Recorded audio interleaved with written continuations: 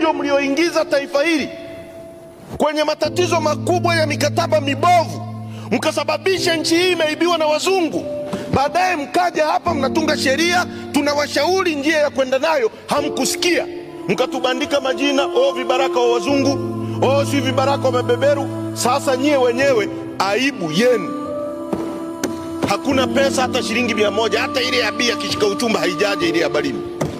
Sasa ndivyo tunavyowashauri pia kwenye shirika hili la ndege. Tunawaeleza kwamba mwenyekiti, tusiende kununua ndege za nchi hii, mali ya Watanzania wote. Kama mtu unakwenda kununua machungwa nyumbani kwako bila kushirikisha bunge, bila kushirikisha bajeti ya taifa hili, bila kufuata mipango na mikakati ya maendeleo ya nchi hii, hamtaki kusikia. Tunawaambia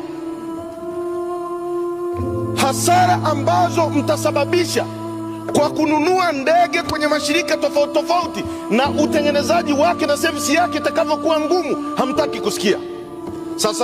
Sasa leo, na hapa waziri atakuja ajibu, hatujui kama ni kwa mistake au ni kwa makusudi.